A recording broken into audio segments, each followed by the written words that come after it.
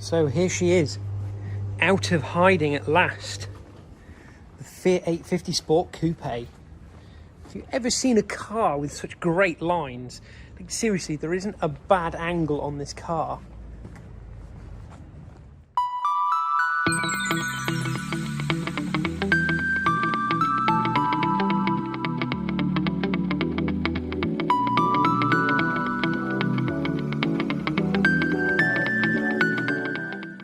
Hello and welcome to Automotive Tales.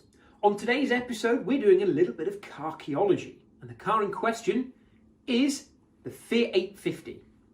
So what is the Fiat 850? I suspect most people haven't even heard of it.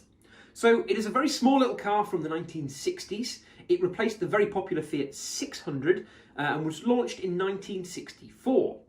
The 64 car was a humble little 850 saloon. A very cute, very beautiful little car. And then a year later, in 1965, at the Geneva Motor Show, they released this, the Coupe. So the Coupe is a lovely, sleek, styled version of the 850. Same underpinnings originally, with an imaginatively 850cc four-cylinder water-cooled engine right here in the back. So a step on from the air-cooled of the 500 and 600.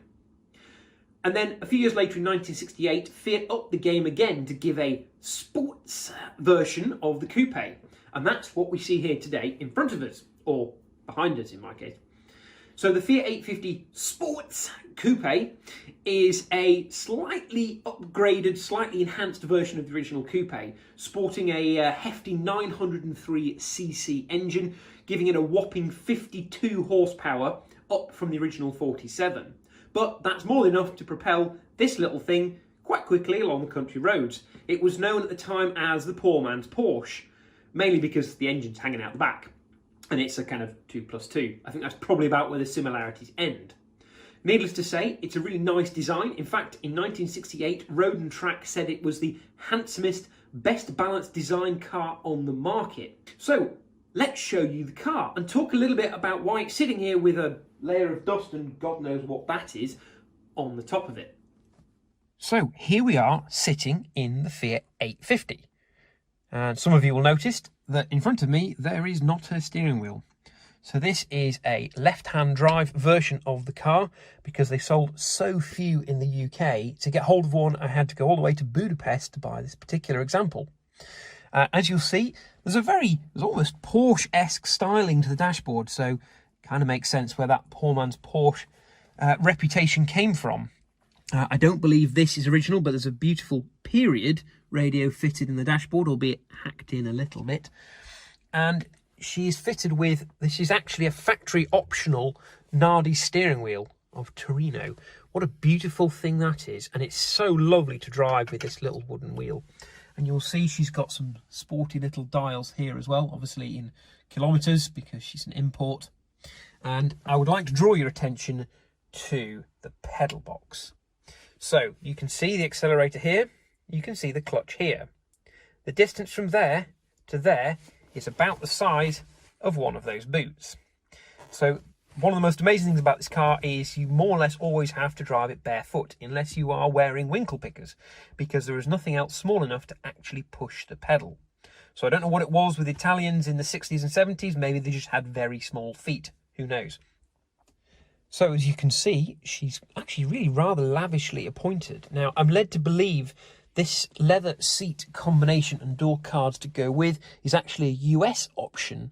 So I'm presuming this has been imported and fitted to the car when it was restored a few years ago. And you can see, though, it still has the standard factory rubber floor mats, which is a bit of an odd, very utilitarian solution, but it doesn't look too out of place. It almost looks like a carpet from outside. What a lovely place to be. So another cute little feature, the door handles. So you lean your arm on the armrest here, and there's a little chrome lever just at the finger's reach, and open she goes. So they say you can tell a lot about the quality of the car by the way the door closes. That's really rather beautiful, and just as nice to open too. It's almost Rolls-Royce-esque. Not really what you'd come to think of from a Fiat. So, as I mentioned before, this is a rear engine car. So, up front here, you have, well, a great deal of nothing. This is actually your luggage compartment and spare wheel and space for various other bits and pieces. This is your brake fluid over here and a few of the bits and pieces and tools down there. The all-important bit, the powerhouse. So, all 903 cc's of the Sport engine lives here in the back of the car. So, as I mentioned before, it's a 4-cylinder water-cooled engine, so a step forward from the air-cooled of the earlier period Fiats. And you can see the radiator just here, tucked right up against the bulkhead, which seems unusual, but there's a cowling that draws air from underneath the car and through the fan here to keep it all cool. And that right there, running on the same as the fan, is the water pump. We also have a slightly more modern alternating there to make it charge a bit better. And then it's all standard fare, really. It looks a little bit worse for wear in terms of some corrosion as aluminium while it's been sat. But it was in pretty fine fettle when it was parked up 2 years ago. So with the right precautions, there's no reason it shouldn't start. But we're not going to do that today because there's a few bits we need to check and just make sure so we don't do any damage when we finally get around to turning it over. And while we're at the back here, might be a little overexposed, but there you go. Fiat 850 Sport. Okay, well that is all for this episode of Project Cars. Next time we're going to see if we can get this 50-year-old Fiat to start. How hard can it be?